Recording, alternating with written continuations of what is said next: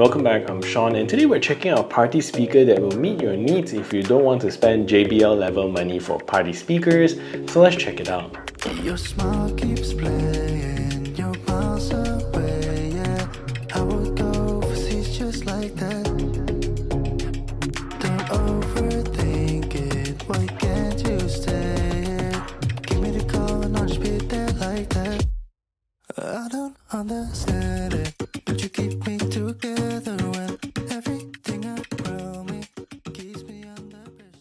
So this speaker today was sent over to me by Earfun for review, but this is not a sponsored post and my review will be based on my honest and unbiased opinion. And if you're new here, please consider subscribing to the channel and ring the notification bell so you won't miss any future tech reviews. So the Earfun Uboom Raver today comes in at a price of $63 or about 299 Malaysian ringgit, and it totally is a price range that we often don't see in party speakers, especially those from JBL, which cost upwards of 2,000 to 3,000 ringgit Malaysia. So today let's see if budget equals good. And if you're interested in buying one, do check out my links below. So Earfun is not a stranger in making speakers, and the Uboom series is also not new in Earfun's lineup, but today we're checking out their new Uboom Raver, which is targeted to be their new party speakers at a budget price point. So let's see what you get with $60. So from a build perspective, the design of the speaker is nothing too fancy, and you get a very basic shape of a party speaker. Looks like an old style boombox, and you also get those passive radiators at the side here, but unfortunately there are no lights or LEDs here. But fortunately for any party speaker, it's the LEDs, and Earfun's also got you covered in that section as well at the front here.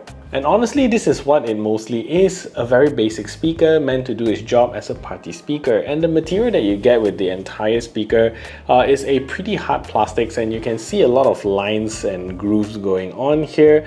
And it's got a matte black finish that also has a slightly glossy sheen to it, which honestly I'm not a big fan of. And the handle that you get here is also very basic with the Earfun branding at the top here. And also at the sides you do get hooks to clip your speakers in with the strap, but it's pretty basic stuff here.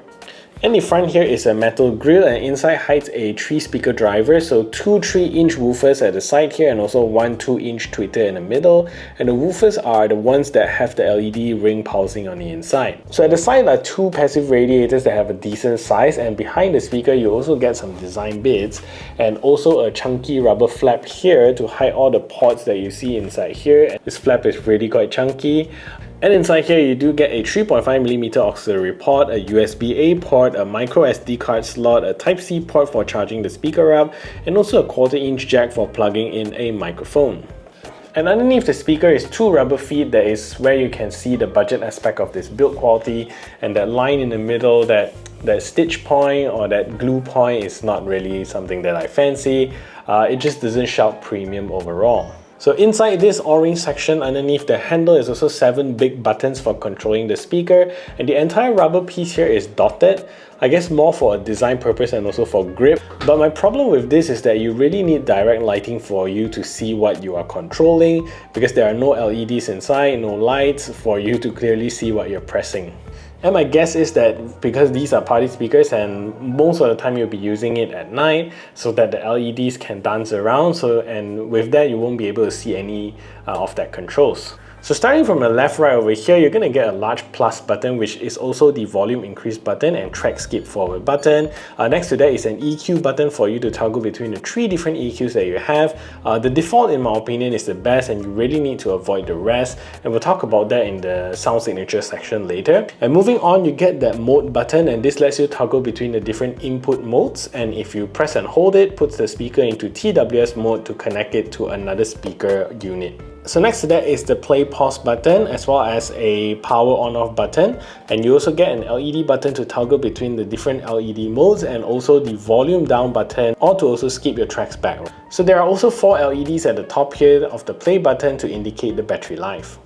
And speaking of battery life, you're going to get 6 hours of playtime with this speaker, and it's really not that impressive for something of this size. And this is also rated with the speaker being played at medium or lower volume and without the LEDs dancing. So considering that this is a party speaker, you're probably getting much less battery life when using it at louder volumes with the LEDs. And on top of that, there are no quick charging on the speaker, and it takes 4.5 hours to get it charged up from empty. However, for my test, the speaker also supports pass-through charging, so you can charge the speaker while using it to prolong its playtime. volume on this speaker is pretty good and it does get loud, which is the whole point of a party speaker like that. And at lower volumes, it has a very sudden jump in volume. So from 10% to 20 to 30% has a very weird jump there. And I do get to a comfortable listening volume at only 30% volume, and 50% on this speaker is already really loud. Anywhere near 70% or above is really seriously loud, and I'm really quite impressed with the power that this speaker can produce. So the Uboom Raver comes with a pretty dated Bluetooth 5.0 chipset that only supports the SBC codec. Nothing bad about that and stops you from using it with modern phones or device, but Bluetooth 5.0 in 2024 is really quite dated. You also get an IPX5 water resistant rating with this speaker. It's not crazy waterproof, but should be able to withstand water splashes and even rain if it starts raining during your party. So the microSD card slot here also supports up to 128 gigs of storage. So just make sure you don't plug in something that is too big, and you can also daisy chain two speakers together using the TWS mode that Earfun calls it. So finally, you're not getting multi-point support here as well, and you also don't get the Earfun app support, where all the other earbuds and speakers do support the Earfun app.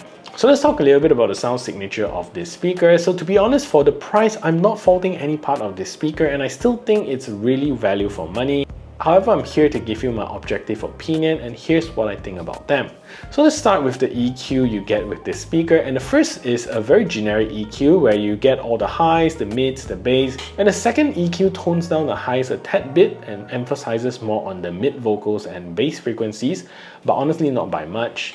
And the last EQ just tones down the mids and highs completely, like whacking it away, and just leaves you with the bass frequencies, and I think that's the worst sounding EQ amongst the three. Honestly, nobody should be listening music using that tuning just for bass. So with that out of the way, let's see how this speaker sounds in its best EQ setting. And the bass notes on this speaker is there. And if I were to score the bass notes, I would say the bass note performs at around 40%. You're not getting crazy deep bass with this speaker, so sub-bass rumbles are pretty much not there, but you still get decent mid-bass performance. And the mids of this speaker is good and clear, no muffling, and it does sound very forward when any vocal track kicks in. So the highs is also very prominent at the first EQ settings, and I would say sometimes at higher volumes the highs actually get quite ear-piercing, and that is when I will tune it down to the second EQ where the highs are kind of slightly reduced. So from a value to sound ratio, I still think that this is a passable speaker with decent sound. So you definitely need to tone down your expectation as compared to speakers that are 5 or 10 times the price.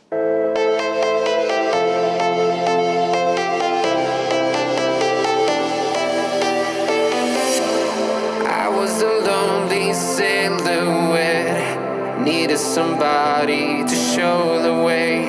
Yeah, I was a heartbeat with no sound till you came around. Yeah, you showed me colors, light in the darkness. You were the only thing I needed. Then we got older, but we stayed the same. Swear that we never lost the flame. Nostalgia, you're an echo in my head.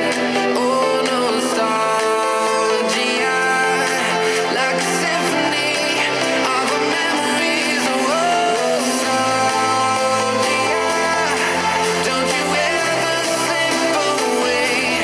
Oh, nostalgia, like a symphony of our memories. Oh,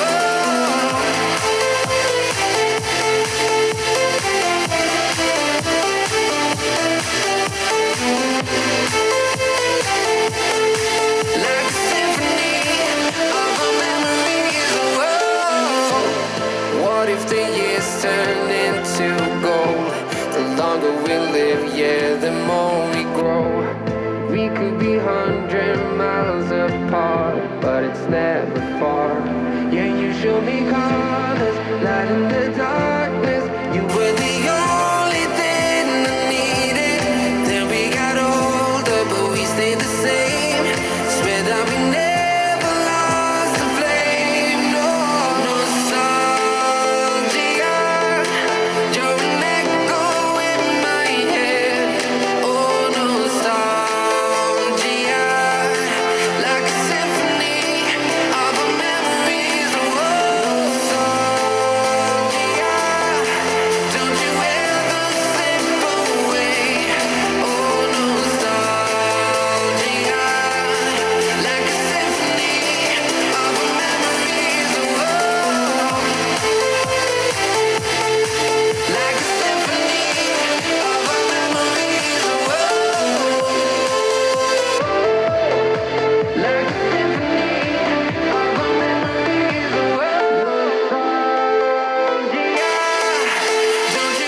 So although this speaker only comes with a Bluetooth 5.0 chipset, the speaker does perform good in the latency test, and you do get a tiny bit of lag somewhere around the range of 100 to 120 milliseconds, but it isn't too bad. Watching movies and videos on this is also really good. Anyways, let's take a look at the latency performance of this speaker.